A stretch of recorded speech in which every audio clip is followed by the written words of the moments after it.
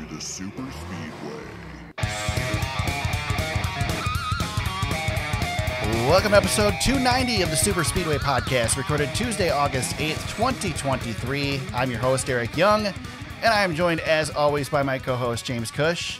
So, James, my question is, do you air guitar during the intro, or do you do the drums, like air drum during the intro? I used to headbang to it, but now now what I do is I vigorously sip from my water the entire time it's on, so I get one last wetting of the whistle before we take off here. So. Well, I appreciate that you kindly mute the microphone before you do that. I do, yeah, because my cup will rattle every once in a while, so I try to mute during the intro. I think everybody during the show will hear, the ice crinkle every once in a while. Yep. But yeah. So, we are. You pointed out before we started recording that we're back seeing each other on the interwebs. Yep. We saw each other in person this week. We did for a whole day. Yeah, right. It was amazing. Yeah, it was awesome. Very cool. Yeah. Yep. We, of course, went to the SRX race out at Berlin Raceway. We'll talk about that later in the podcast. But a great day, despite a little weather threatening, but didn't put a stop to anything, and we got to enjoy a great show out there. Shoot, we got an extra 25 laps from the scheduled distance. Yeah, we did pretty good that day. Yeah, we got that, and then I got to get an extra day at Michigan thanks to the rain. Freaking weather. Yeah. You're traveling all over the place. Plus, you had the extra day in there, so holy smokes! Yeah. I haven't looked at the forecast yet for Martin tomorrow night. Okay, so we're still partly cloudy and no rain. So I'm planning on going back to Berlin tomorrow night for the battle at Berlin. So. I don't have my tickets yet, so I can still make a last-minute decision not to do it. But the day's already off work, and I'm planning on going. So you might as well. Yep. Yeah. So, but first, we get to talk NASCAR once again. It was Michigan weekend here in the Irish Hills. Like I said, a little day longer than expected, but the FireKeepers Casino 400 went off on Sunday/Monday. And we got our first back-to-back winner in a while with Chris Buescher getting the win, man. James. Yep, pulling, as I saw on the Twitters, pulling the Harvick. Yeah. And getting the Richmond, Michigan double. It's the reverse Harvick. Harvick. Yep. Yeah, Harvick won Richmond first, but yeah. I mean, and Buescher was asked in the media session afterwards, like, if we would have told you at the beginning of the season that you were going to win back-to-back Richmond and Michigan, what would you have said? And he's like, well, I just said, I hope you're right. Yeah, that was something, man. There's something to, I was thinking about this a little bit. There's something to Richmond and Michigan and guys being good on both tracks. Like Larson did this too. You remember? He was really good at Michigan for a few years there, and then would go and run good at Richmond and then win there. So right. And then last year Harvick did it. So yeah, this is an interesting one for sure. I don't know what to make of Chris Buescher. He's kind of, it's like you're in a boxing match and you get knocked back on your heels a little bit because of this blow came out of nowhere. Or whatever the heck happened in baseball the other night. That was kind of like this, where this guy's just shot out of nowhere, and all of a sudden we have this Chris Buescher conversation going on. Didn't talk about him hardly at all season long, and here he is. Probably a little bit more of a contender than we thought. Well, and I think it's important to realize too that these are two solid wins. I mean, he didn't luck into either of these wins. I mean, he outdueled the fastest car yesterday at Michigan. I mean, he outdueled Martin Truex Jr. Truex got to him. Yeah. Yep. And he held, I mean, with, what was it, 30 to go or something like that, Truex was tracking him down, or 25 to go or whatever. And I tweeted, I said, Buescher doesn't have anything for him. There's no way Truex is going to get there and go by him. And sure enough, with 10 to go, he gets there, gets loose underneath him, and it costs him. And that was it, man. He never got back to him. Well, and I think too, one thing we should mention about Chris as well, and Brad is in this conversation too. You continue to run well enough and get yourself in these positions. Good breaks may happen, and they'll fall your way every once in a while. And just think about what Chris Buescher had happen here. He really wasn't dominating, and had a good pit stop, not the best pit stop ever, but Tyler Reddick's team screwed up again. Yeah. And here, and then Chris Busch was in position here to have that clean air and was able to, fend off Truex. I don't know if he could have fended him off forever, but he was able to fend him off as long as he needed to get to the checkered flag. So I'll give a little inside baseball here because, again, I was there at Michigan this weekend, so got to see all the behind-the-scenes stuff. And on Saturday morning, they had the first media session was with Brad Keselowski and Chris Buescher. And, of course, Brad's from Michigan, and obviously Brad's got a championship and whatever. But I found it funny because here's two guys getting, interviewed at the same time. They're up at the podium, and every question is Brad. Every question is Brad. Brad. Home track guy, yep. And Buescher maybe got a couple questions, and it's like these guys are viewing him. He's the underdog. Brad's the guy who's expected to go win. And so then in the media center after the race, again, everybody's asking these questions about, did you expect to be here? Blah, blah, blah. And it just got me thinking, it's like you guys, everybody sees these guys as the underdog. So I finally got the opportunity to ask the question during the media session. So I asked both of them, well, here's my question. Eric Young with the superspeedway.com. This question's kind of for both of you guys. It seems people kind of view you as underdogs, but you've got 2 wins now in a row. You're one of the best performing Fords going into the playoffs. Do you guys view yourself as underdogs, or where do you see yourselves? I kind of like being an underdog. I like being under the radar a little bit, where people aren't looking at you. I guess I'm just not one to like to have a lot of attention, so maybe that's where it all fits. But I also know that with a couple wins, then it's kind of hard to hide at that point. So, we won't be able to live with that the underdog, I guess, kind of name very long, obviously, with the way we've been running here. But that's fine. Like I say, I think from performance standpoint, obviously you want to be peaking at this time of the season, getting ready for the playoffs. So if we were underdogs to this point, that's good. Like I say, it fits with my personality, but we'll also look forward to being one of the contenders. And I mean, I'll be proud if people look at the 17 and they're like, man, that's one of the top teams. That's what we want to be. And I feel like the last couple of weeks, what we've done, we beat people outright. So obviously that gets some attention, but it's good attention, and definitely happy with that part of it. Come over here to the far left to Matt. I was just going to say ditto, so. Oh, sorry, I didn't mean to interrupt. Matt, So that was Scott Graves, first of all, the main voice that you heard there, the crew chief for Chris Buescher, and then of course Buescher chimed in there at the end. So I have a question, James. Again, we do this every time somebody wins, but here's a guy who's just won back-to-back wins. And again, as I mentioned there, he's arguably the best Ford right now out there. Is Buescher a threat going into the championship? Is he a possible Final Four driver? I don't think so yet. If he goes out and dominates these road courses or something, then I think maybe we can talk about that. Okay, let me ask you a question. Well, go ahead. Yep. Would you be surprised to see Joey Logano in the Final Four? No, I wouldn't. No. Would you be surprised to see Ryan Blaney in the Final Four? Yes, I would. Well, I would. Both of those guys have 1 win. Right. Chris Buescher has 2. Yeah. On 2 very different racetracks, even though, we've already said the correlation between the two. I think they're sneaky, and I agree with Scott. I think they're going to lose that underdog status. And not only that, James, but we got to go back to Bristol during the playoffs, a place that he won last year. Yep. You've got other tracks that are similar to Michigan. You've got Kansas in the playoffs. That's a track that everybody said this weekend is similar to Michigan. Yep. You've got Phoenix is the final race, which has a lot of similarities to Richmond.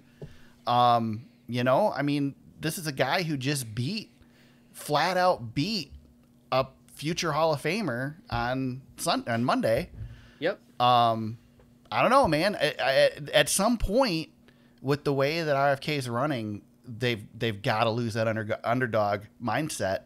And I don't expect any of the Fords to really be super competitive, like as competitive as the Toyotas and the Chevys through the playoffs. But certainly, if you think one of them is going to make it to the Final Four, you almost got to pin Buescher. Yeah, and I don't disagree with you. Whatever this is right now is 2 weeks old. Right. Yeah, I agree with you. He's had a whole season so far and hasn't really, he's led more laps the last 2 weeks than he has the entire season. He's, he hasn't strung together any top 10 finishes for the most part, until right now, like he's starting to like string these wins together. He has equaled his career win total in 2 weeks. Yes, that, and his career laps led. He's never led more than 200 laps in a season. He's already at 229 now after these 2 races. So like, for him to catapult from barely scratching off top 10s. I mean, he hasn't even gotten a top 10 in half of the races this year. For him to catapult from that into championship 4, I still think that's a massive leap that he's got to take. But that being said, is he getting hot at the right time, and has something clicked at the right time? I definitely think that's a possibility. And with that line of thinking, yes, he could definitely become a contender. I just need to see it a little bit longer than just 2 weeks, a flat. Because last 2 weeks doesn't tell a story. You need to be consistent all the way through. Right. And you look at Harvick last year, and what were we thinking about Kevin Harvick after he did this last year? It's like, okay, well, maybe that 4 team's coming on, and then we didn't hear anything from him. He finished 15th or something like that in the playoffs? Yeah, exactly. So, like, this is really great right now. I don't want to be the damper on what is actually a really cool moment. I've really enjoyed seeing Chris Buescher kind of break through here. This is really great for a guy who's been in the sport for a long time. I enjoyed seeing his personality, too. We got to see a little bit more in the media center. We don't see a lot of Chris. And we don't talk about him. Well, nobody talks about him. He was funny coming to the media center. Of course, it's Monday. 3/4 of the media are gone. He comes in and they give him the microphone. He says, I kind of feel like this microphone thing is a little unnecessary. He says, I feel like I could just talk to you guys right now. But yeah. So, I mean, he was joking around and stuff. Of course, he just won the race, but it was the side of Chris Buescher that I haven't seen, and it was cool to see. And James, it's incredible to think, like, and I was running the numbers, and if you guys go, so I did a bunch of video and stuff this weekend between the SRX race and the race weekend at Michigan, and I also posted the full media sessions for the winners on the website as well, the superspeedway.com. So go check those out. And in Buescher's media session, this is in there, but he came into Roush when Roush was still in its heyday, and he's been at Roush through the entire dip, the decline, and he's stuck there, and is now back there with this resurgence that they've had with Brad coming in. Yep. And it's just incredible to see that he's been able to stick that out. And seeing the fruits of that. I mean, he said, when he signed that paper, originally, and they were running as well as they were, like, that was incredible. And to finally to be able to see kind of the fruits of that, is a great thing. And it's neat to see. Remember when they loaned him out over to JTG? Yeah. And he was driving a Chevy basically for Jack Roush. I mean, he was still a Roush driver, but he was just loaned out over there. And then they got rid of Stenhouse, and I remember it this way, and I was going, that might be a great move, because we weren't quite sure what Ricky Stenhouse was, and we've got Chris Buescher. We're like, oh man, he's won some Xfinity championships. He could be the next thing for them, and then that team just started to struggle, right? And it seemed like he was never going to get his break, but all of a sudden here, like. We talked about this last week, and the main conversation was, man, Brad Keselowski's really building something here. And it's really like, holy crap, it's here now. Like it was knocking on our door last week, and we were like, yeah, it's there. That's great. Right. But now he's kind of kicked in the door. So it's really cool to see, what that program's got going on right now. I think it's fantastic. I did a quick research of something, Eric, just to go back to my point about maybe Chris Buescher is a contender, maybe he isn't. Yeah. He's averaging a 13th place finish for the year right now, which is 5 spots better than his career average, or what he was doing last year. Last year, Joey Logano won the championship, and his average finish for the entire season was 13.5. So, interesting. With 17 total top 10s. So I I guess under those metrics, if you think of it that way, yeah, well, maybe. I mean, it really comes down to getting hot at the right point, and obviously he is right now. Yeah. So, yeah. But he's got to continue it. You know, we've got 3 races left in the regular season, and he's locked in, and Brad's pretty much locked in. I mean, Brad would really have to screw up to not make it. He's good. So now is just building for those playoffs, maybe getting some more playoff points to head into the playoffs, and then see what you can do during those. I wanted to touch on, we talked a little bit about Martin Truex Jr. and Truex struggling to get by Chris Buescher. He said post race that it had a lot to do with the air, and something we've heard a lot along the way. But here's what Truex had to say. Clean air, just passing the leaders like nearly impossible on equal tires and fuel. So I needed him to slip. He slipped once. I got under him, couldn't complete it. So it's just it's the nature of this track and this package that the leader has a huge advantage. And the car was really good, obviously, and I think if we could have got out front through the pit cycle or something, we could have been gone. Just lost too much time there. Before we hit the green flag cycle, we just weren't close enough to take advantage of it. We gained on him there, but we needed to come out ahead of him, and the race went over. But the car was amazing. Great job by my team, and we passed a lot of cars. We came from the back a few times. Stage 2 was a lot of fun to drive through the field to get that win late, and it's just you get to the leader and you can't do anything anymore. He's got the clean air and a huge advantage. So congrats to them. They did what they needed, did a great job, and we came up one spot short, but we definitely passed most cars and felt like we had the best car out there. Truex mentioned the end of stage 2 where he was 3rd place going into turn 3. And managed to move to get the win on Daniel Suarez coming to the line. One of the great stage finishes of all time. My gosh, it was great. I thought we might see one of those old classic Michigan side-by-side finishes at the end too, but he didn't quite have enough there at the end. He did another lap maybe, or maybe 2. Yeah, it was really interesting the way that the racing was. It didn't seem as good this year or as close this year as it was last year. But the runs are so interesting, and it seems like they're starting to learn how to use the side draft with this car. You could see a lot of them, pulling up and using the side draft at the right point to get a little bit of a boost and then shooting down low to get away from it. Obviously, they are still learning about the air in the turns because we had a couple guys spin out. We had Kyle Busch wreck himself, or Ryan Blaney wreck Kyle Busch, or however you want to look at it, depending on who you're a fan of. Very early in the race on Sunday. Trying to pass on the inside. We saw cars getting loose. Obviously, we saw Truex get loose underneath Buescher late in the race. Yep. So still a lot to learn there. And it's easy to forget that this is just our second race at Michigan. And, I mean, there's this car, really not a different or not another track that's quite the same as Michigan. So this is the second race on this car, and that's it. Yep. So Eric, I wanted to ask you this because I noticed it on the broadcast. But I never have not heard it discussed at all. Okay. But during the last pit stop, I saw while they were changing Truex's tires, and on the right side of the car, it looked like he had gotten into the wall. Definitely had some. It wasn't damage, but definitely looked like he scraped the wall and had some of that on the car. Did anybody say anything about that and maybe when that might have happened? I never saw it happen. Okay. I never heard anything about it. So no, I never heard it. They must not have thought it would affected the car then. Yeah. If it wasn't even brought up because I mean, he was still saw fast, that. man. I mean, yeah. he rocketed. I mean, he caught Buescher from a long ways back. Yeah. I just was amazed at how easily he won stage 2. Yeah. Versus, and I know Chris had the same laps on his tires, so that changes things a little bit. But I had just been curious to know if anything had happened to the car that might have shaken it up a little bit for him. But doesn't sound like they thought that. So yeah, I'm not gonna give him project that on it. Give him the extra excuse. No, I don't want to do that because I thought he drove a heck of a race, and that car was just. I mean, Monday Martin is a thing. Yeah.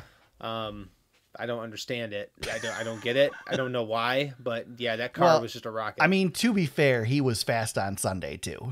Yeah. Oh yeah. I mean, he was. Yeah. It doesn't matter. It was still early yet. I mean, we were only a third of the way through the race, but he was fast on Monday. So yeah. I mean, he was that rocket ship he had was just. I mean that stage 2. I mean, I will remember. I mean, I remember a handful of stages. You don't remember them very often. Right. That one I know I won't forget because it was just dang impressive what he did. Yeah. With the fresh tires and riding up through that field, it was just awesome. 74 laps raced on Sunday, then rain postponed till Monday. I did want to make a couple comments about the rain. I know NASCAR gets a ton of criticism all the time about when they run races and when they call races. And I know there was talk in this one that they should have started earlier on Sunday. Well, they tried to. They tried to start at 2:30, and they couldn't because the track wasn't ready yet. No, they got the parade laps in. And so I mean they those jet drivers were running during the invocation, so they were trying to get the track ready. They could not have started any earlier. That also they could not have gotten the race restarted on Sunday. It rained till dark. I know because I was sitting in traffic outside the track trying to get out of there until dark. So I don't know if we have a whole bunch of listeners outside of Michigan. You know, I don't know how many of you are out there. Let me tell you something about the weather in Michigan.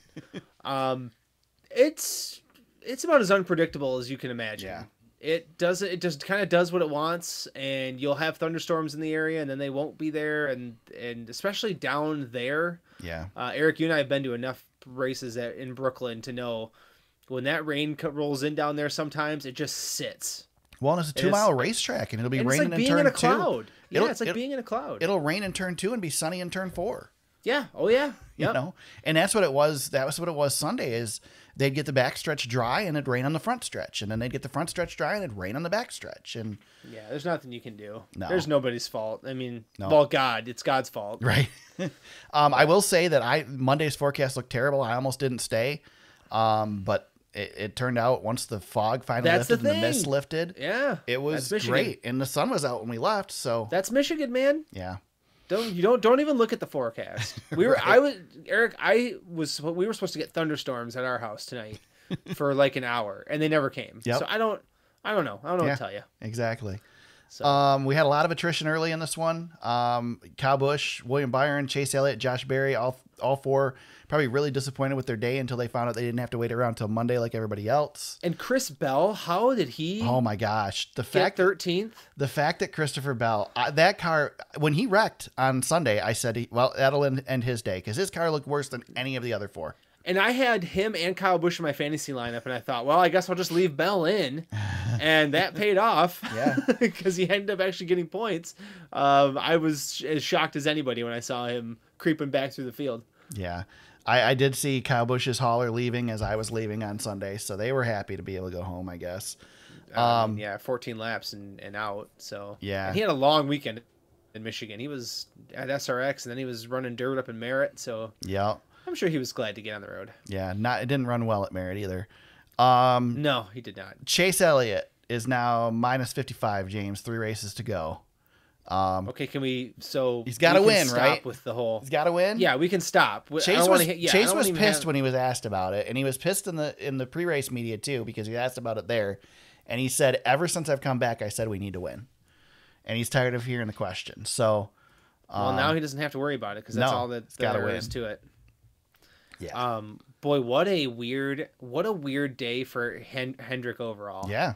Or a weird pair of days. And Larson was involved in that accident too on the backstretch. So and how you got top 5? I don't even know how he ended up in the top 5. I don't know. And then the Bowman thing wasn't even really his fault. No. He was just victim of circumstance. And then that's a good looking car with the pistons on the side of it, by the way. Well, yeah, and then, we have to have that conversation again where the car gets destroyed by the tow truck on the way back in. So, yeah. I don't know if that falls under the Eric's don't wreck theory, but yeah, it does. Don't wreck. We have to stop destroying cars with tow trucks. Can we at least agree on that? I don't know. Stop destroying cars My favorite radio moment of the weekend, and I wish I had it recorded, was the Tyler Reddick radio after they left his tire loose. Oh my God! Well, he has every right. And I think I saw Denny Hamlin say this. He has every right to just let those guys have it. He was pissed, and I don't blame him. Not a bit. Well, he was going to win the race. Yeah, it's a whole different conversation if he gets that. They get that tire on. What a freaking save! Can you believe he saved that car? Oh man, yeah, yep. I could not believe it. And he was wrecking in turn 2 and got it all the way back around. I don't know how he did it. Yeah. Yeah, that was an incredible save. Yeah. Yeah, that was a bummer. And yeah, he's likely the winner of this race if that hadn't happened. Because he got out in front of Chris. Yep. So I don't know. That was weird. Yeah. What else? Anything else with this one? Josh Berry filling in for Noah Gragson.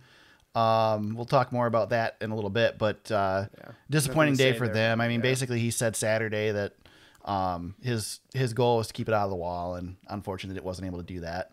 Yeah.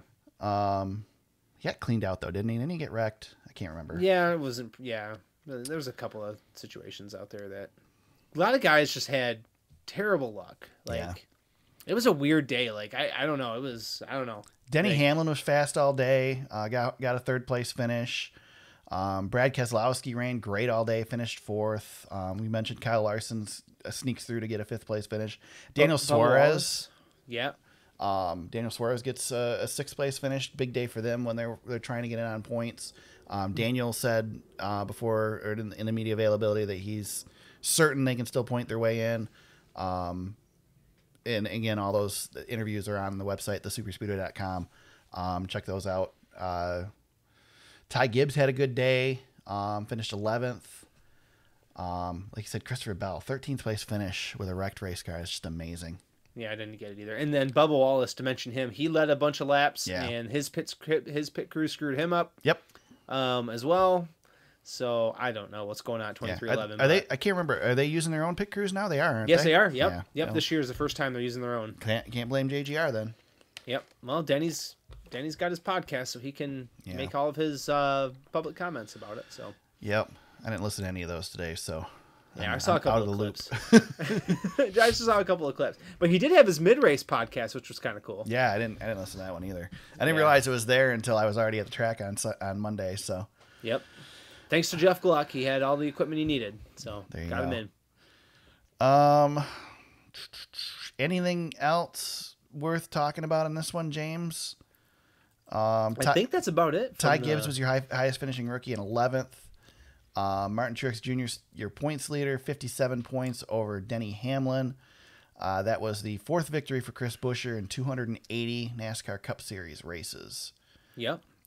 Clinched spots in the NASCAR Cup Series playoffs. Christopher Bell, Ross Chastain, Ryan Blaney, Chris Buescher, Joey Logano, Tyler Reddick, and Ricky Stenhouse Jr. are all locked into the playoffs at this point. There you go. I thought the Chevys were actually fast, and most of the fast ones wrecked out, but they still got a handful of guys in the top 10. I mean, Eric Jones is overachieving over there, so I thought that was interesting. That's worth pointing out too. 9 in a row now at Michigan for Ford. Yep, 9 in a row for Ford. That's incredible. And Buescher got to bring the trophy to the Henry Ford Museum today. He had a thing today, so that was was cool. pretty cool. Yeah. So just interesting to see kind of a mix up there. I really thought Trackhouse would be a little bit better, even though they got, I guess they both got top 10s, but based on their qualifying, I thought, man, they might have kind of hit on it again, and they never really did. For the most part, but still a better day. That was an improving day for Trackhouse. I think they've got to be a little bit happy about that. It was an interesting strategy day. It was kind of tough to tell what was going on because everything was kind of strategizing too. Yeah, there was kind of like 2 groups of strategy, and it was like, okay, which one's going to work? And then they kind of, I mean, at the end of stage 2, they kind of combined, where Truex was on the alternate strategy and still managed to come back and get the win. Yeah. So. I don't know. It was something. It was a good race. Definitely a decent race. Definitely nothing to complain about. Very really disappointing that it rained on Sunday because they said that it was the best crowd since 2015. It certainly showed it. I mean, that place was full. Usually you'll look down from the tower and you'll see pockets of openings, and there were single seats here and there, but there were not any big openings. It was pretty packed. That's cool. And sold out infield for I think the 2nd year in a row. They did a great job. Just too bad that fans didn't get to enjoy it. There were not a lot there on Monday, that's for sure. So. Yep. With that, do we want to talk playoffs at all? We talked a little bit about it already. We kind of did. I mean, there's a cut line that's interesting, but Ty Gibbs 3 to the good. Michael McDowell's 3 out right now. Those 2 we're really looking at. Daniel Suarez is now 5 out. You know, Bubba Wallace looks pretty good, 58 to the good. Yeah, it's interesting. It's interesting for sure. Yeah. I think these road courses are going to make for some interesting like sweeping changes. Like AJ Allmendinger could come in and win one of these road courses, or we got Daytona coming up. Like we're not done yet. We're not done yet. We got 3 potential wild cards coming in here. So right. I mean, there's a chance we could have 3 guys win their way up and in, even though it's maybe not as likely that that's going to happen, but yeah, it could. It definitely could. Yeah, for sure. Should be fun the next couple of weeks. It's a good part of the season. This is the ramp up time. You know. Yep. Good stuff. So. Yep. Saturday we had a NASCAR Xfinity Series race at Michigan, the CaboWabo 250. What a great name. Yeah, let's have some tequila and race some NASCAR. Hunter Nemechek comes home with the victory in this one. Big weekend for John Hunter. Yeah. As we'll get to. Yeah. Definitely a big weekend. Led 65 laps in this one. Definitely the fastest car in the day.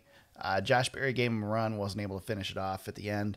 John Hunter. Ty Gibbs was mad. Oh man, yeah, he was, and Bob Pockrass gave John Hunter a little bit of crap during the media session. It was pretty funny. He's asked him. He says, "What was that quote again?" And John Hunter says something. He said something about don't need teammates or enemies when you have teammates or something like that. And John Hunter was laughing. It was pretty good. Pretty good little exchange. So yeah, I did get a chance to ask John Hunter during the media session about the regular season championship, because it was a big points day for him.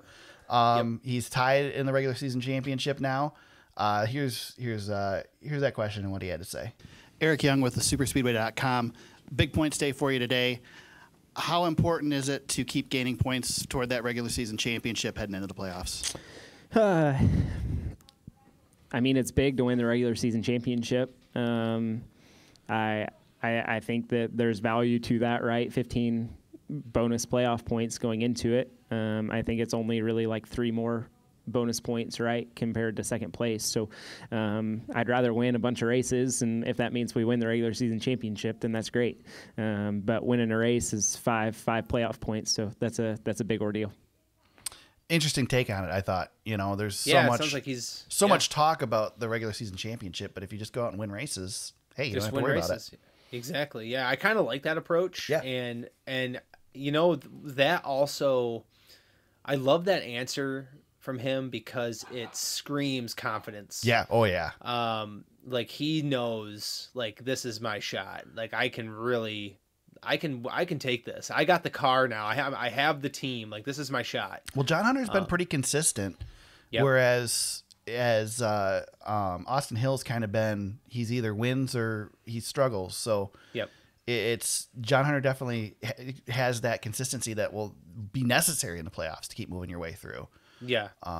So yeah, Yep. and just a note on the Ty Gibbs thing, by the way, too. Post race, I think he finished 5th in the race. Yeah, he was up there. Yep. 4th, and so the top 5 were supposed to come to the media bullpen, and he stormed out of his car and right to the garage. He didn't talk to nobody. Shades of the old Ty Gibbs a little bit there. Yeah, he was pretty PO'd, but he was cool on Sunday/Monday. He was back to his jovial self. So that's good. Well, he's had a really calm. Well, compared to some of his counterparts, he's had a very nice rookie season in the Cup Series. So I think he's kind of kept his nose clean, as they say. There's a cloud on the other end of the garage that we'll get to. Yeah. But yeah, not the way I thought that would go. If I had to bet, that's for sure. No. But Justin Allgaier continues to beat himself. Oh my God. Yeah, I don't even know what to say. It's so weird. Well, and then he got turned around by Hunter Nemechek coming into the pits the one time. And then and what was the other? It was a crew member over the wall too soon that penalized him the first time and put him in the back. Then he gets turned around in pit road, and then he was ticked off on the radio. Basically said John Hunter did it on purpose. Or no, it was Ty Gibbs that spun him out. I don't know. One of them, I don't know. Either way, but they were talking about that it was points related, and that's why it happened. And he says it's okay. He says we'll just blow by him later on. And then he never did. So, but yeah, I mean, how many races are they going to throw away in that with that 7 car? Them and maybe they and Tyler Reddick need to have a voodoo something. No kidding, go man. see a shaman or something and get it figured out. My God. My God. We mentioned the contact with Ty Gibbs and John Hunter Nemechek, which triggered a multi-car wreck on the backstretch. Also took out Carson Hocevar, who we were kind of expecting decent things out of during the day. Still managed to finish the race. Limped it around. Yeah, 32nd. They ran as long as they could until they basically were in the way and they decided to pull off. But just about turned the car over, so glad they stayed 4 tires down. Yep, absolutely. But just, I mean, totally out of his doing. Just wrong place at the wrong time for that one. So, Chandler Smith got in the wall late, had contact. I got a nice picture of his shredded tire on pit road after the race. Sammy Smith finishes 38th with a wreck. Yeah, that was the NASCAR Xfinity race. There you go. And we were racing weather in that one too, but it never ended up coming. Yep. John Hunter Nemechek is your points leader. Technically, on a tiebreaker, 0 points over Austin Hill. This was his 7th victory in 88 Xfinity Series starts. Parker Retzlaff was the highest finishing rookie in this one. 9th place finish for Parker. So good job for him. Yep. Let's talk some news, James. Are we ready for this? Oh boy, I'm gonna tread lightly. Let's. Are we ready to do this again? Are we ready to have another one of these discussions? Let's let it rip. Noah Gragson was indefinitely suspended on Saturday after liking a racist tweet, or Instagram. I don't know what the hell it was. Yeah, it was a meme. Months ago. George Floyd meme. Yeah, it was. As far as we can narrow it down, it happened months ago. Not years ago, as some people would like to tell you on Twitter. Daniel McFadden from the Frontstretch basically broke the story. I highly advise or highly recommend you go read his column on thefrontstretch.com about how this came to be, because Daniel's getting a ton of crap on this deal. And I think Daniel took all the right steps in this. So basically somebody tipped him off and sent him this meme. And rather than just blasting it out there, he went to the team and said, listen, here's this. Here's how it could look. Can you confirm it, deny it? Can you look into it? And that was it. And then they suspended him.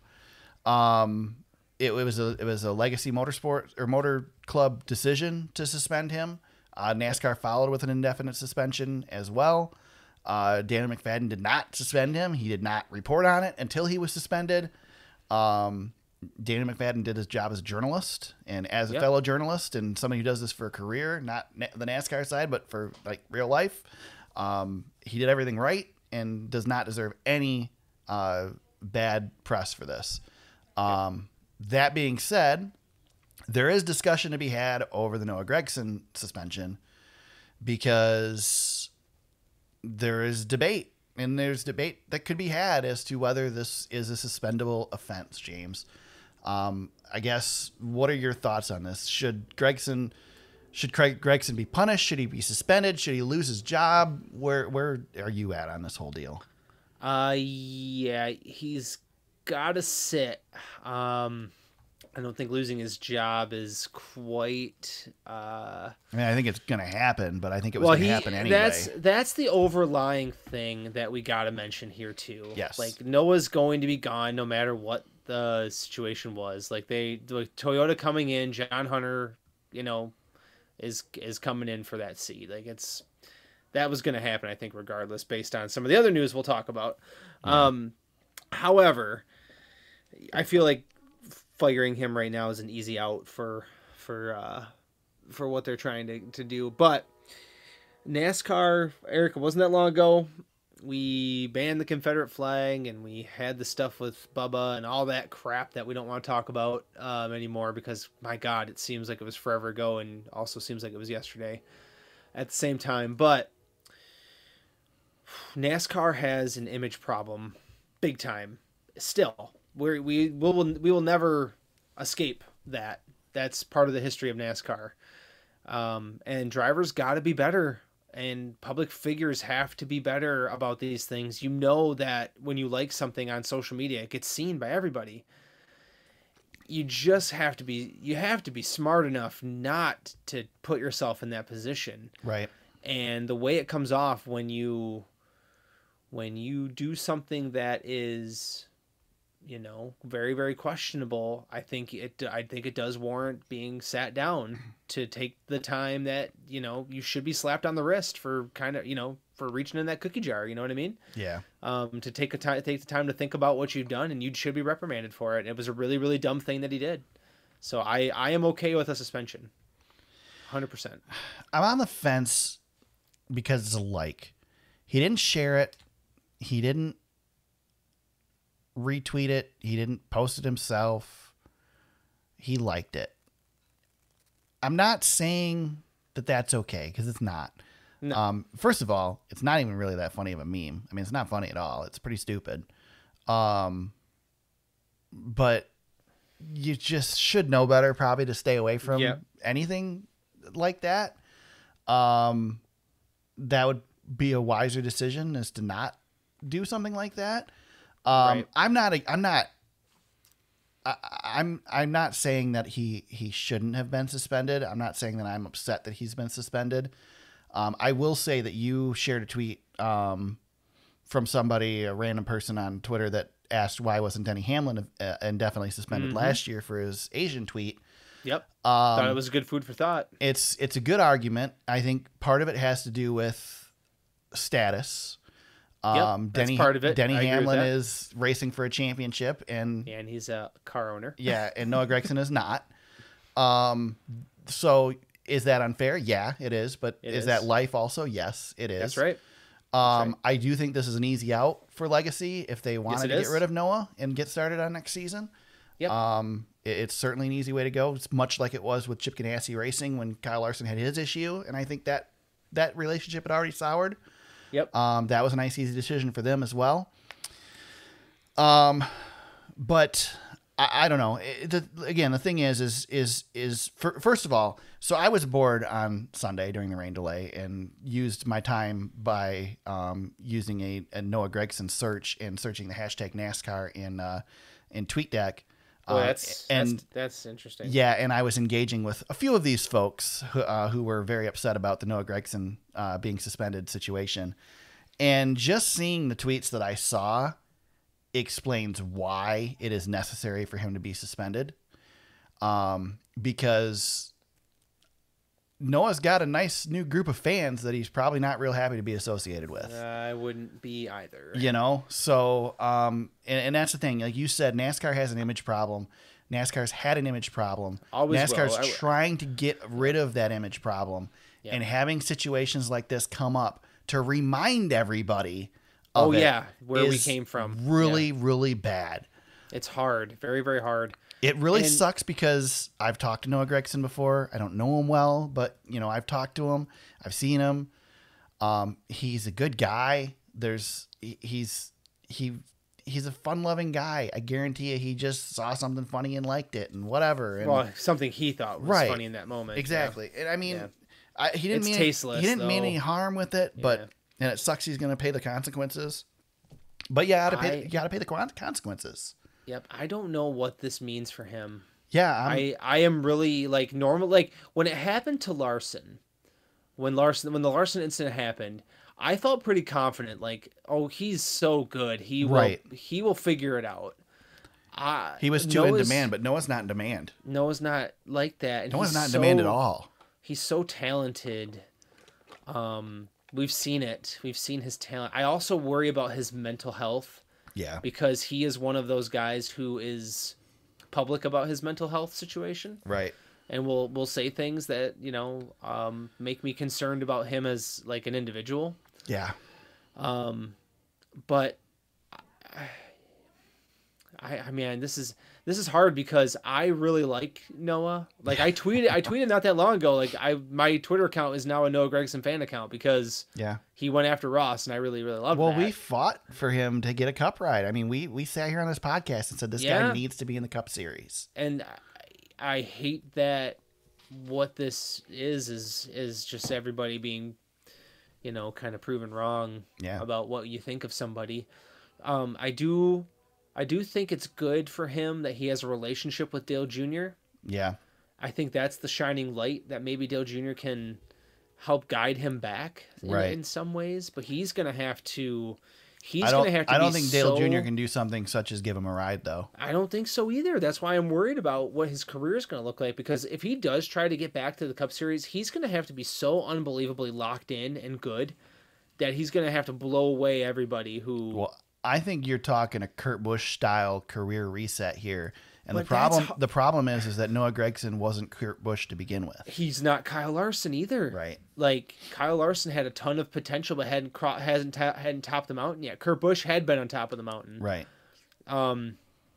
Noah's just starting, and this is like rock bottom now. So we don't know who was knocking on the door for Noah with the rumors that he was going to be leaving.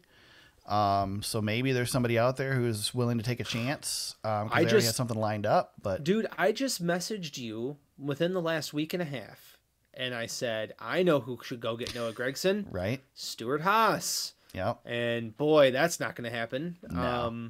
So I'm. This is a complete spin, and you know, there's people out there who. I'm not going to say the word. I know you don't like it, so I'm not going to say it. Being politically correct, right? Right. But you know, you can say the word if you want to. I'm not going to say it because it's going to start a whole thing, and I don't want to do it. But Eric, if my employer, like, if I don't use Facebook, right? Right. But if I went and did something really shady on Facebook and my employer saw it, I'm pretty sure I would get reprimanded, but I don't know if I'd lose my job. Like, if it was this exact same thing, right? I don't think I'd lose my job, but I know I'd get reprimanded. And what I really don't like about this whole situation, the team can do whatever it wants. The team can fire him. The team can suspend him. The team has that prerogative. I really hate that NASCAR jumped in to take the easy route. And, oh, by the way, we're suspending him too. Yeah. Just to save face on but their I on feel their like part. they had to, though. They have. I understand. And that's the that. thing. Like, that's where this whole thing. Like, everybody who's mad about this. Okay, so take a step back from it. Get rid of the emotion and think about it for a minute. If you're mad at Daniel McFadden, if Daniel McFadden was sent this, first of all, he was sent this meme. So if he ignored it and decided not to do anything with it, that person who sent him the meme is just going to send it to somebody else. Yep. And somebody else and somebody else. And then when you find out that Daniel McFadden had it first, you're going to be pissed at Daniel McFadden. So he's damned if you do, damned if you don't. Yep. Legacy Motor Club. If they don't suspend Noah Gragson, just as many people are pissed at him because they didn't suspend him.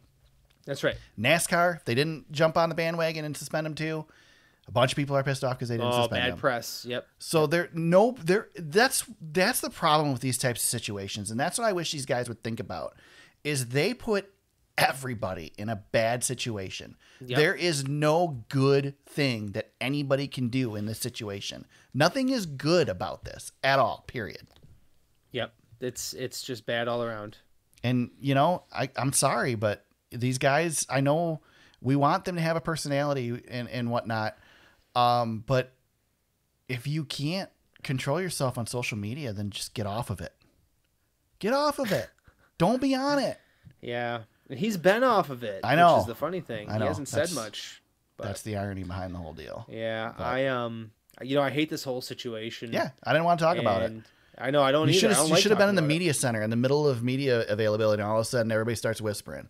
Oh, man. Well, it's an interesting moment for you to be a part of, though. You know, just as far as I stayed right out of it, though. Like, questions with people, I was not going to address it because it's like, no, I'm going to let these guys who do this every week deal with this situation. I'm just going to leave it I'm curious, how did Bob or Jeff go after I really it? wasn't around Bob and Jeff much, so I really can't answer that question. You weren't with the big dogs. You were down with the normies, eh? Well, no, I just did my own thing.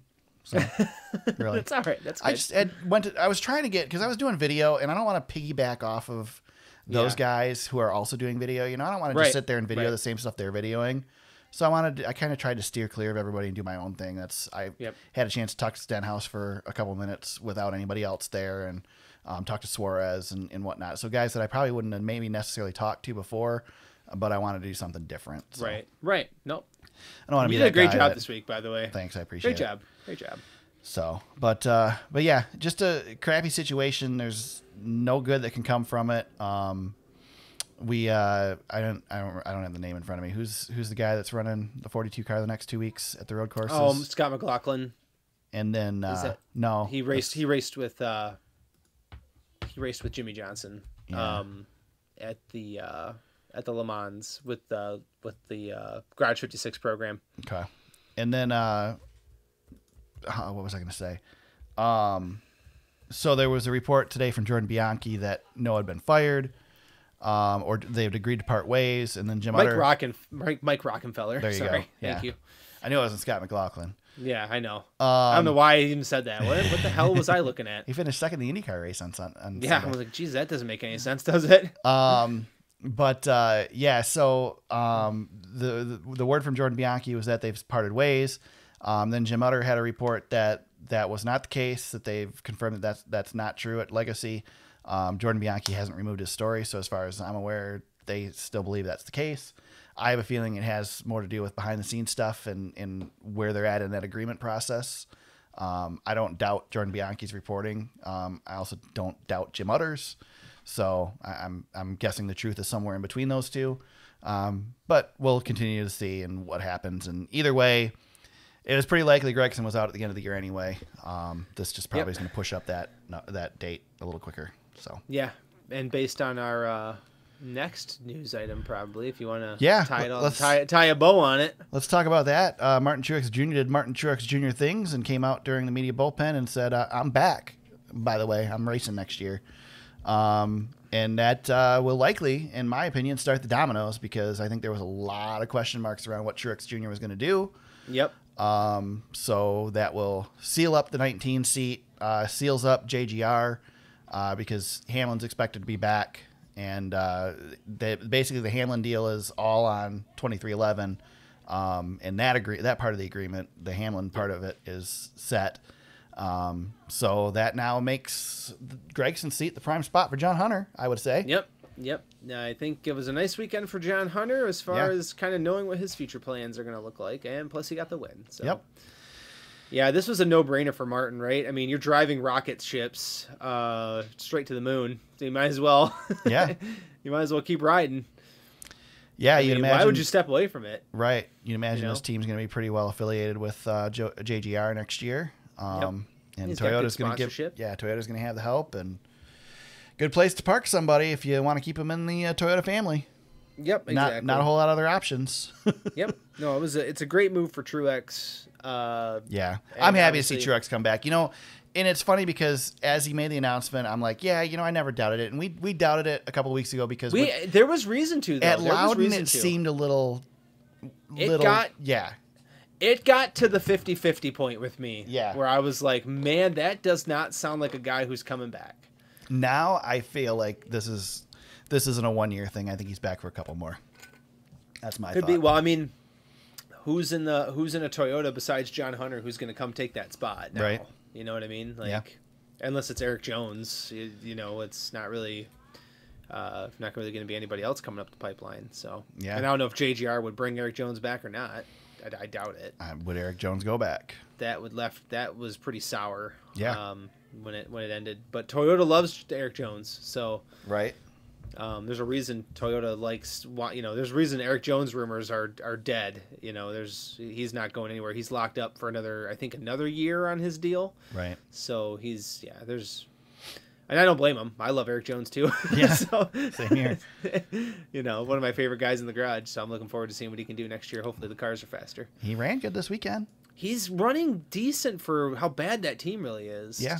And I know Noah Gragson was getting a lot of crap for not running super well, but I mean, for a rookie to be in those cars, I kind of this is a throwout season for him, kind of all around. Hey man, if it wouldn't have been for Noah Gragson, we wouldn't have had a natural caution at Richmond. So that's right. Yeah, that's right. And he had the weird cautions at the street race at Chicago. So yeah.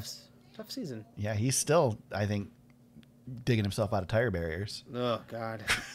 Well, yeah, I think so. Right. Sheesh. Any other news that I missed, James? Those are the big items. I don't think we missed anything else. NASCAR will be tire testing at the Oval in Indianapolis. well, we know what that means. Yeah, well, yeah, we do. We'll talk about that in a minute too. Yeah, that's coming up. Yeah, we'll talk about that soon. Yeah. Let's see. Looking here real quick to see if anything else has popped up. I haven't seen anything. So. I'm just scrolling through it, so we're good now. Of course, it'll break by the time we publish. By the time iTunes finally loads the episode, 2 hours. Yep, from the that's time right. I post it. 100% right there. Well, James, time for our favorite corner, SRX corner. We get lots to talk about this week because guess what? We were there at Berlin Raceway. Oh, it was so much fun, wasn't it? For arguably the most electric SRX race of the season, and I'm not biased because I was there. I think it was pretty electric. That crowd was pumped to be good. there. It was good. And disappointing, too, to see that Pulaski County Motorsports Park or whatever announced that this is probably going to be their last season. Fresh off the SRX being there. Yeah, they gave it a good old try. Yeah. So good to see Berlin sell the place out. There are definitely more people than have ever been at Berlin Raceway for an event. And it was electric, man. We had rain come in after the second or between the heat races, but held off enough. It didn't look good. Raining. When our radar would load, it didn't look good. Oh, yeah. We were struggling to get internet feed. And if you were following us online, like we were tweeting out and we were doing stuff before the heats. But man, once the crowd got in there, we could not get a signal to go out. And I was like, well, I guess we're just going to have to hunker down. But it was raining, legit raining, with 2 laps to go in Heat 1. Yeah. Because I was standing in it, watching those guys come off of turn 4. I was in turn 2. We were on opposite ends of the track, James. We were, and I was like, it's definitely raining right now, but they finished it out. But man, what a fun day that was. Just being at the track and,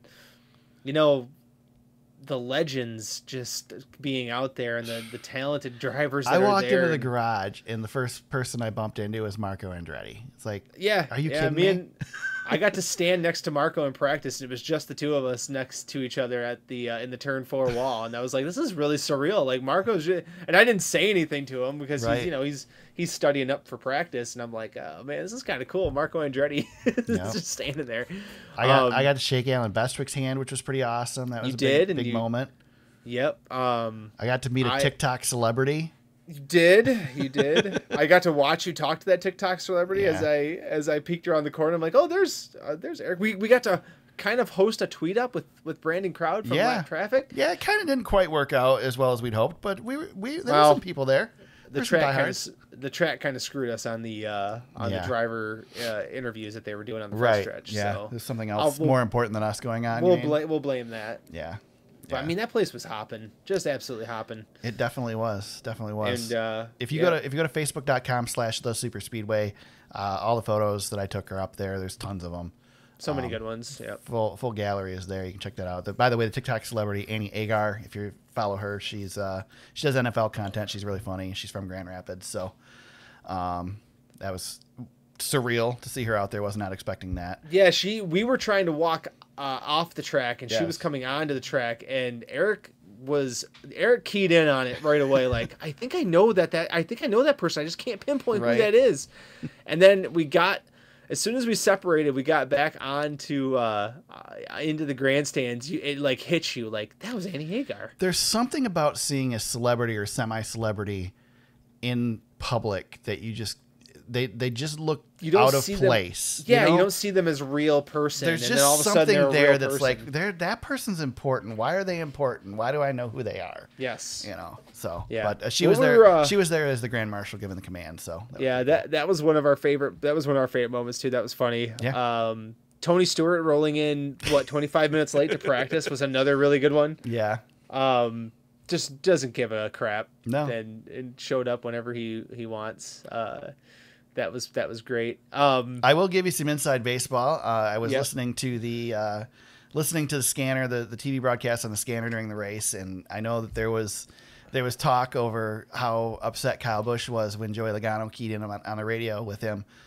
Just for the record, in case anybody's wondering, during the commercial break, during the caution flag, Joey did radio Kyle and ask if it was okay to talk to him during the race, and Kyle said yes. So they knew it was going to happen. They didn't know the F-bomb was going to happen, but... Yeah, I'm surprised Kyle let that one go, but I heard Joey at MIS actually say, like, he goes, I did ask him permission first. Yeah. So, yeah, well, he was trying to cover. Kyle said at MIS that he wished he would have called in when they were battling for the win at the end. Yeah. So. Yeah. Speaking of which, Kyle Busch, 2 for 2 in the SRX series, gets himself a win. We got to hang out with Kyle and Brexton and Samantha in Victory Lane. Ran on Victory Lane. And before I forget to play it, here's what Kyle had to say after his win at Berlin. Berlin's one of the toughest short tracks we go to, and I didn't really know. Brad was really good. I didn't really know that I had anything for him until Castro Neves got up there, and when Castro got up there and ran him a little bit hard, and then I saw Brad kind of slipping and sliding a little bit. I'm like, oh, okay, he's right on the edge too, so I might have something. It's pretty incredibly right there on the front stretch, the victory celebration. Just the access, mass props to Berlin Raceway and the SRX series for the access that they gave us. Yeah. Jeff Striegel, it was just amazing. I mean, we could go anywhere. We're right down there next to the cars as they're working on them during the breaks. I mean, it was just incredible. Yeah, I went down. So there was a lightning break, and after Heat 1, I went down right to the garage, and it was just a surreal moment for me. Like, I'm standing literally 3 feet away from Tony Stewart, and they're talking about working on the car, and I mean, like, I can feel the heat coming off of that thing. Yeah. And I'm like, this is incredible. This car was just out there racing, and here he is, and I got my video out and got a couple of videos. I'm standing right next to his dad, which was really cool, and I got to say, I said, hey, Mr. Stewart, how are you? So that was kind of neat. And then the guys came back down pit road. I think that was the rain delay portion. And then they rolled the cars back in, and ended up where I was standing was Brad and Kevin. And I'm just kind of eavesdropping on these guys as they're talking about their experience, and they're just racing nerds. Mm-hmm. Brad's like, well, this is just like Flemington. and Harvick's like, yeah, blah, blah, they're going back and forth on it. And man, it was just cool. I was enjoying Elio all weekend because all day he talks with his hands so much, and you could see everything that was happening to his car by his hand motions. Yes, yeah, he was doing that, and Kyle does that a little bit too when he's in the garage area. But man, just being down there with those guys, how much fun they all were having. Yeah, I mean, even Casey Kane. I think they gave Casey Kane Paul Tracy's broken down car or something, but because he just did nothing. But he was having fun. I mean, they all had a good time. He had his whole family there. His wife and daughter were there. That was really cool to see. Brad was like holding court all over the place. Like, I felt like I was next to Brad, but for the most part. He was all over. Most of the time. But like during the break, I was standing next to Brad as he's checking out his tires and looking at the wear and stuff. So I don't know, man. It was just really cool. I mean, and then the racing, there wasn't a lot of accidents. There didn't need to be, but I came down to stand by you because you were in the action spot. I don't think turn 1 was good. Yeah, turn 1 was fantastic. There was a ton of contact because I kept looking over at you every time they'd go through, and they were making contact, and you got some pictures of it too. So then that was and then obviously the battles. I thought Brad was gonna have his way with it, and Kyle fought him off, and it was just I mean, all out, it was just a great show. Marco Andretti literally just saved tires the whole feature. Yeah, like 50 laps worth of tire. It didn't work, but it worked better than it looked like it was going to. Kind of worked a little bit. Yeah, he didn't win, but he certainly made his way through the field. Yep. You mentioned super clean race. I did see Tony talk to Frontstretch.com. Said it was kind of unfortunate because people say it was because Paul Tracy wasn't there, but it said it was more the track than Paul Tracy. Paul Tracy would have found a way to put somebody in the fence. I'm sure he would have. Or off the backstretch, Absolute giant success, though. I mean, this was huge. You think they'll be back, James? I think this is for sure they'll be back. I got a feeling that we'll see him again next year. I think they're coming back next year. Yeah, I think Stafford's had enough races. Maybe it's time to steer away from Stafford. They got 2 this year. We know Pulaski is not coming back. So we know Thunder Road is coming back. Thunder Road. Thunder Road's already been announced. They'll be racing there. But I mean, you're talking Michigan weekend if you want to match up with the Cup Series again with the SRX Series. There's not really. I mean, I guess you could go to Toledo. You could go to. But I don't think there's a facility in Michigan like Berlin. You can't go to Birch Run. Birch Run is too small, I think. I don't think they could fit enough. I mean, they could bring in some temporary bleachers and stuff, but I just don't think they got they don't have the capacity that Berlin has. And not to mention, Berlin had, the entire MRN crew was there because Striegel's, the big dog out there. They had everybody. I mean, Carson Hocevar was out there. And of course, they've got their big battle at Berlin this week too, so people were out there promoting that. Yep. It was a big deal. So I did ask Joey. Got to talk to Joey in the media center on Saturday. So I asked him about the SRX race, and here's what he had to say. What do you think of the show Thursday night out at Berlin? Oh, it was great. The amount of people that showed up was awesome. I took my son Hudson with me, and we got to hang out in Grand Rapids together a little bit and check out this little sightseeing, a little bit of putt-putt too, and then go over there for the race. And man, the people showed up. Place was packed, and it was a good, like, authentic race. I thought, as far as just tire management and the cat and mouse game that was there. Watching Brad and Kyle go at it was pretty fun. Do you think that facility could host like a truck series race? Do you think it's capable of doing something like that? It would be if they can figure out pit road. That'd be the only thing, which I don't see that being a. I mean, it's a fixable issue, right? But it's a good race for sure. Old wore out surfaces that wear out tires are the best. I think NASCAR probably may want them to put a wall in the backstretch too. Safe barriers. Which I think that would be a sticking point for Berlin. I think that the locals like having that opening there. Yes. Obviously, it tears up fewer cars unless you make it to the woods. Well, we were there for the late model show, and some cars got tore up on the front stretch. I don't know if it...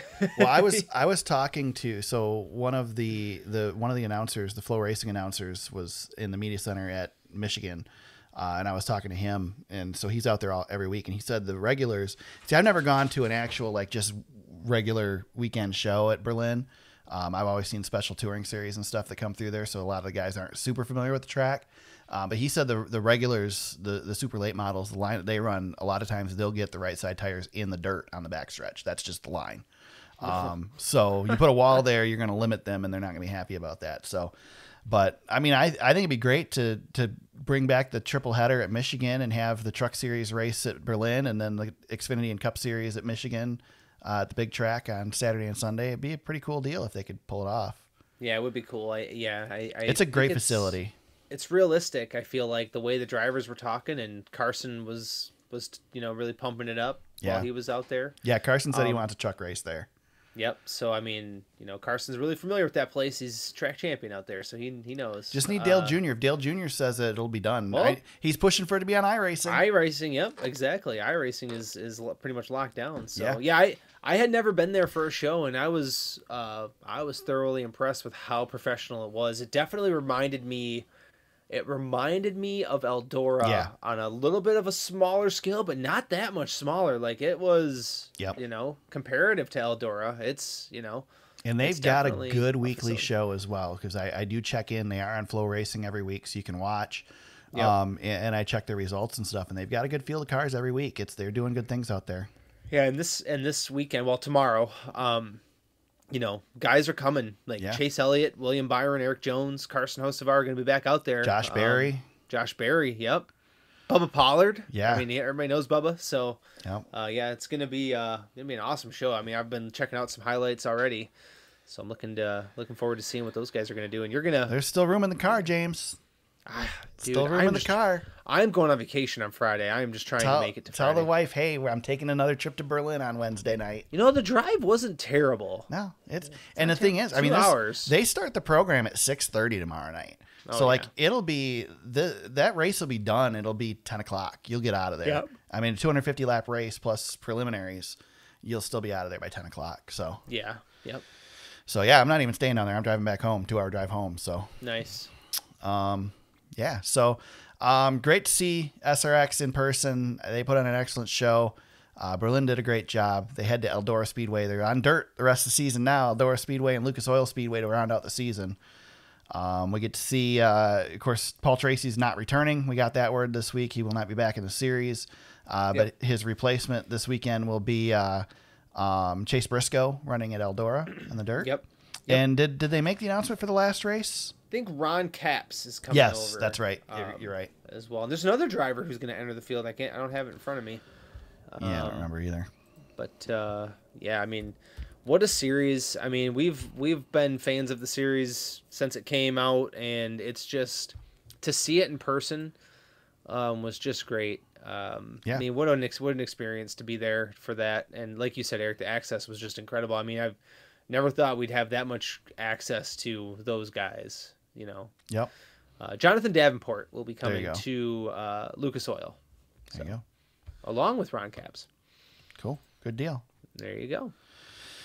It is race weekend again, very shortly. It's funny how that works when you have a Monday race. We had the Indy Road Course this weekend, and also O'Reilly or Indianapolis Raceway Park. I don't know what the hell they call it now. Is it O'Reilly Raceway Park still? I don't think it is. I think it's one of those ORP, IRP. Yeah, I think it's Lucas Oil Indianapolis Raceway Park. I don't know. Whatever. IRP. It's IRP, guys. SVG makes his return. Shane Van Gisbergen this weekend. He'll re-race on the road course. Oh, and by the way, the Truck Series race at IRP. Why not make his oval debut? Yep. It's an IndyCar Xfinity doubleheader this weekend as well on Saturday. So we get to see the Indy cars and the Xfinity cars on the same course. And the big question, will this be the last time on the road course in Indianapolis for the NASCAR Cup Series? Yes. Yeah. Well, you're not the only one that says yes. Here's what Denny Hamlin had to say about it in the media center. It's a must for sure. How come? It's a major. No matter whether you like the racing or not, you know, we took a major off the. You can't. I love the debate on social media, but like, well, what's the fourth one? Well, there is no fourth one. You can make one up, but there is none. The Brickyard was it just simply because of the historic facility that we're at. So we'll get a major back next year. There you go. Denny Hamlin has spoken. Yep. I'm all in, man. Yeah, it's a given. I mean, we're doing the tire test there. Elton Sawyer said on Sirius that, you know, anything can happen, blah, blah, blah. Basically just not willing to announce it yet. I think it'd be a shock. I mean, I guess if they go and do this tire test and it just sucks, they might change their mind. But I think Penske wants him back on the oval. Everybody wants him back on the oval. That's right, yeah. So, and I agree. You know, the problem is if nobody shows up, then you're shooting yourself in the foot. But if you're going to race in Indianapolis, you got to be on the oval. Otherwise, you look like a sideshow. Yep. So, and I haven't been very impressed with what we've seen so far. I think the road course racing is fine, but again, if you're going to be there, you know, that's kind of like, it'd be kind of like if you go and play the MLB All-Star game in the parking lot at Fenway Park. Right. Like, why the hell would you do that? You've got Fenway Park. Yeah. You know, it'd be stupid. Yep. So, or play it at the minor league stadium down the road. I mean, you got to run on the big track. It's where you got to be. 100% agree with you. So, Yep. but there you go. With that, we get to make our picks for this weekend. My picks got uprooted because I was planning on taking Shane Van Gisbergen. But we found out today that he's running for Truck Series points this weekend. He had to declare for points in the Truck Series to race the truck race. Yep. So he's not earning points, and therefore I could pick him, but I wouldn't get any points from him. So James, I'm going to throw a monkey wrench in. You were trying before the show to guess who I was going to pick. You want to take one more shot? Who I'm going to pick for this? Yes, I do. Okay, go for it. Yep. You are going to take. You need points. You're going to take Tyler Reddick. Nope. Okay. I am taking Todd Gilliland. Whoa, didn't see that coming. No, and you know what? He finished, I think, 4th here last year. That's a really good one, yeah. Yep. So, and he's been really good on road courses. So I'm going with Todd Gilliland as my points getter this weekend. All right. And who you got? Mine's easy. Yeah, I know. Mine's yours easy. Is already on the list, but you can announce it to everybody else. AJ Allmendinger. This has been circled all year. AJ Allmendinger here. So I'll take that one. There you go. The dinger. Fantasy, I think, threw everybody for a loop this week except for Barron Speedway, right? Jesus. My God. Eric, Barron is now number 24 in the world. That's crazy. In the world. If you load the fantasy app on NASCAR.com, Barron Speedway is on the list. And what really sucks is Barron was at Berlin, and so was our friend Derek Winter, and because of our terrible internet, we weren't able to even say hi to them, which really sucks. Yeah. So I really wanted to go and say hi to these folks, because Barron's going to win the NASCAR Fantasy League, and then I'm going to have to, you know, say, well, I wish I would have met you when I was out there. Now you're a celebrity. Right. So, but yeah, he wins 2 weeks in a row, gets his lead up a little bit more, but yeah, he wins. 3-time champ was second. You know who that is. Yeah. Ranger Runyon. He's trying to take my second place away. because the championship's over. Sorry, everybody. It's just over. And then Shut Up Roger was third. Eric, you were fourth. Yeah. I somehow, I don't know, I finished eighth. I thought it was going to be much worse. So I guess I'll take it. I'm not going to complain. Yeah, thank goodness you had Christopher Bell. I did, yeah. So Byron Speedway, he's over 300 points ahead of me. It's ridiculous. 300 points ahead in first. I'm second, and Ranger is third. Eric, you crept back up to sixth place. I don't know. I mean, it's a race for second, obviously. So that's about it. I mean, yeah, you're almost 100 behind Green Eggs and Ham. So it's like 2 through 5 are within 100 points of each other. Yeah. And then sixth and down is the rest of the group. But man, unbelievable. Byron Speedway, unbelievable. What a run. That's so cool. I don't even care about it anymore. I just want to see him keep winning. I know. I feel like we got to figure out a way to boost him up a little bit somehow. Right. All right, it's time for shout-outs. Got to shout out Berlin Raceway. Great job this weekend. Once again, very thankful to them for giving us credentials to the event, letting us shoot photos out there, letting us pretty much have the run of the place. Very cool. Shout out to Brandon Crowd from the Lap Traffic Podcast, who hung out with us as well. Co-hosted the tweet up with us. Did not make the race on Sunday at MIS due to the rain and the fact that he didn't get home until after 2 a.m. from SummerSlam the night before in Detroit. So funny. But yeah, he posted a picture of him standing on by the entry ramp at SummerSlam, and I'm like, that's not a racetrack behind you. What the hell? But yeah, cool weekend at Berlin, or cool Thursday at Berlin. Glad we got to do it, and thanks to them. Any shout outs for you, James? Well, yeah, I was going to take some of those. So I guess I'll piggyback off of yours. It was really nice for me to meet Brandon. Yeah, that's cool. He's got a great podcast, and he's got, he's just a really personable guy. And yeah, so just piggybacking off of you, I had such a great time hanging out with you and surviving the heat and then surviving the rain. We did it, man. We survived. And then you went and did, 48 hours at Michigan plus. So I didn't tell you. So I wore my comfortable shoes. I have skate shoes that I wear all the time, and I've always worn skate shoes because my theory is that skateboarders like jump down off of these high ledges and land on these shoes, and they don't hurt their feet, so they're comfortable, right? So that's what I've always worn as skate shoes. Well, I bought a couple pairs of Skechers back years ago, and I wear them off and on, and it's like they're really cushy. They got the Dr. Scholl's inserts, so they're really soft. And I'm like, I'm gonna wear those Skechers this weekend. I'm gonna be on my feet a lot, and they're gonna be awesome. So I wore the Skechers Thursday night and gave myself a blister on both big toes. Oh, no. Walking around. And I had to deal with blisters on my toes the rest of the weekend. I know I sound like a baby, but it was really annoying. Wow. So those Skechers are going in the trash. All right. Hopefully Skechers doesn't want to sponsor us, because we got to get you a proper pair of good footwear. Skate shoes, man. I'm going back to my Etnies. I just can't imagine skate shoes are good for you, but okay. Well, I have flat feet, so that's agree to disagree. Yeah, disagree. Well, and Skechers certainly aren't the answer. As a runner, I take care of my feet religiously, so I will. I'm here for you. If you need anything, you just let me know. All right, good to know. Black flags. Got any black flags this week, James? I have 2 of them. Okay. The internet out at Berlin was so bad. I wish I could have seen my friends. Hey, man, Verizon upgraded at MIS. We had 5G ultra wideband everywhere at MIS. Well, they can bring that out to Berlin next time. I've never had, just for the record, I've always had 5G, no problem at Berlin.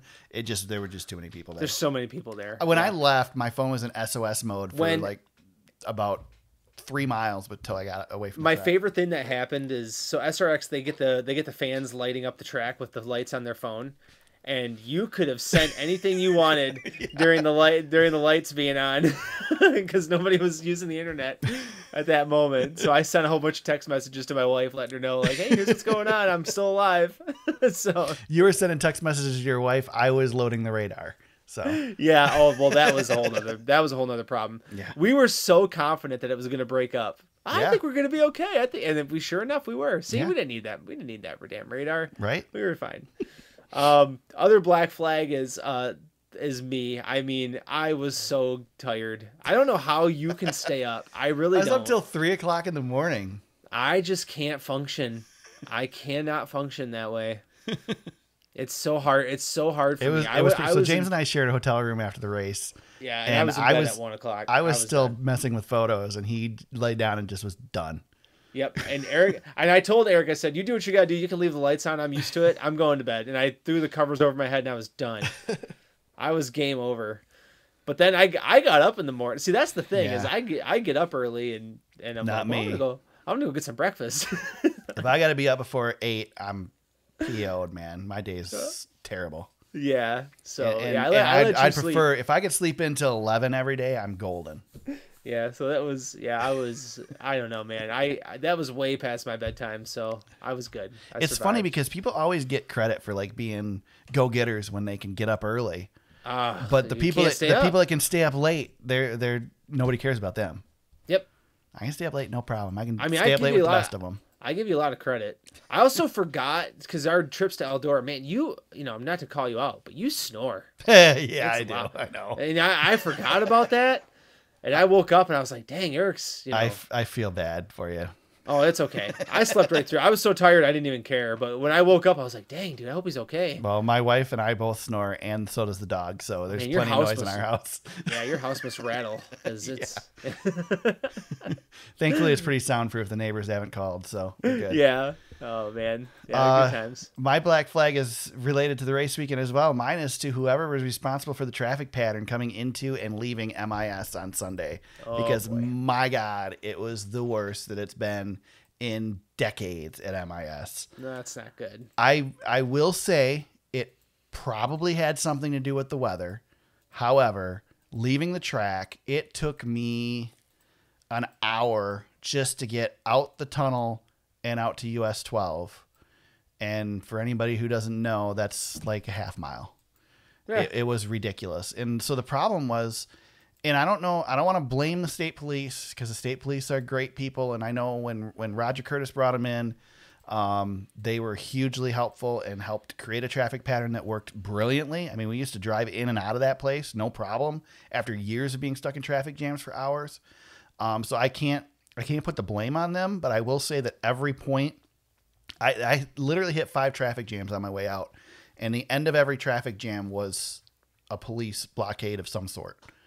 So I don't know if it's what they were being told. There was very limited signage, so there were 3 lanes of traffic on the road, but only 1 lane being utilized in spots because nobody knew where they were supposed to be. And then you'd get to a point where the 3 lanes are being utilized and they try to funnel you back down to 2 for no really good reason. It just was a freaking cluster. Yeah. And thankfully I stayed, you know, for the next day because it would have taken me an extra hour or 2 to get home if I wouldn't have. So, yeah, that was bad, especially when you got a bunch of people there, biggest crowd you've had in a long time, and they aren't happy leaving. I heard somebody... I mean, there were issues in the morning, I believe, with the jet dryers getting refueled because the fuel truck couldn't get in because it was stuck in traffic. So I don't know. It was a mess. So yeah, it's probably a lot better getting out of there on Monday. Oh yeah, I drove right out, no problem. Yeah. I mean, it did help too that, you know, Sunday I left an hour after the race was finished, I guess. So there's still traffic coming out of there. I mean, it was a couple hours after the race was finished on Monday because I stayed for all the media stuff and there wasn't any of that on Sunday. So that helps too. But yeah, I drove straight in and straight out on Monday. It was pretty awesome.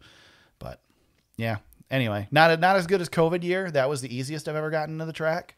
That one was pretty awesome. There were only like 12 of us there, but yeah, so that was a bummer. Otherwise, great weekend. Absolute great weekend. So you didn't get to make friends with Bob and Jeff at the track? I didn't make friends with them. They do their own stuff, and Matt Weaver too. Like, I don't want to bug Matt. Matt's so busy. He does a great job. They all do good jobs, so I don't want to bother any of those guys. Let them do their thing. Bianchi too. When Bianchi's there, I don't bug him. Just let them do their stuff. Stay out of their way. That's pretty much the way it goes. Big dogs. Do they? Here's my next question. Yeah.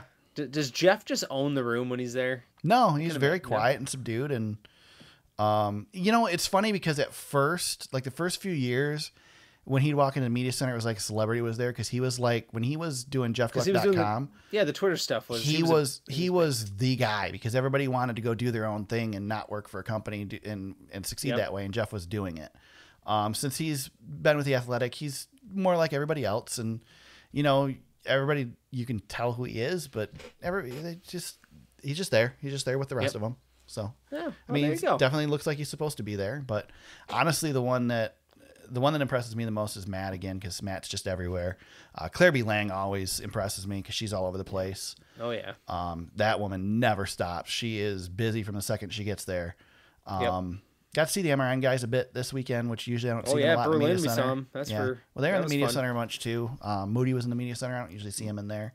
Moody had at Berlin. Moody was having an adult beverage. Yes, as we were. I was just like, oh. I would imagine that the MRN guys know how to enjoy some adult beverages. Fun. Yes, those guys had a lot of fun. If you go to the track, 454.0000 is the scanner frequency for MRN radio at every ISC or NASCAR racetrack. And you listen to that, you'll get them during the commercials as well. And I've heard the most entertaining conversations ever during the commercials with the MRN guys talking about their escapades the night before. Now they are older than they were back in the day when I used to listen to them on that. Oh, those guys live hard. But yeah, I would imagine that they still know how to put down an adult beverage or 20. Oh yeah. Yep. So, there's one other story I wanted to tell, but I don't remember what it was. So I guess I will pass on that.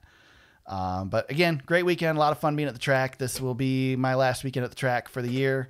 So the rest of them we'll be covering remotely as we always do, but we'll be back every week to do that as we do.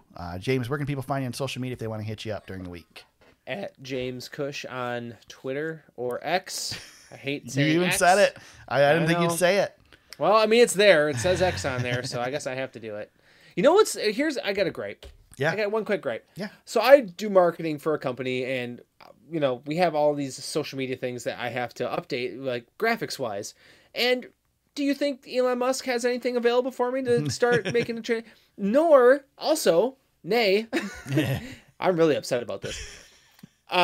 Also, like, is it just going to change back to the bird eventually? Like, why should I even change anything? Because it's so messed up. Anyway, that's my quick rant. I mean, I will say that I am a paid subscriber to to X Pro now, I think is what it's called.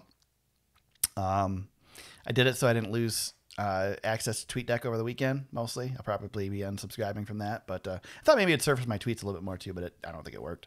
Anyway, yeah. So even on Blue, it's a mess. So. Anyway, you can find me at T Super Speedway on X as well, at eYoungDVM on Threads, although I haven't really been using Threads much. Facebook, as I mentioned, facebook.com/thesuperspeedway. There's links to coverage and stuff from the weekend. All the photos from SRX are up there. Check those out. Again, facebook.com/thesuperspeedway. Make it worth me making the trip and putting all the work in. Carrying around heavy cameras, please go check out the photos. Our website is thesuperspeedway.com. I posted all of the videos today that I've posted over the week, so you can get them all. The Xfinity ones are in one, and the Cup ones are in the other. So check those out as well, thesuperspeedway.com. You can find the podcast on Apple Podcasts, Spotify, Google Play, and Anchor. Wherever you found us today, we hope you subscribe and continue to listen for new episodes each week. And if you go to anchor.fm/thesuperspeedway, you can leave us an audio message, and we might just play it on the show. Indianapolis Motor Speedway this weekend. It is the Indy Road Course, IRP in action. Berlin tomorrow night for the super late models, the Battle at Berlin 250. We'll be back next week to talk about it all. Actually, James won't be back next week, but I'll be back next week with either myself only or a special guest. Well, that's still to be determined. I am bailing out of here. Either way, I will be here one way or the other because I don't check out on the show like some people do. So. Oh, wow. Yeah, there you go. Fair enough. Fair enough. So tune in to listen to me ramble next week. Until then, everybody, let's go racing.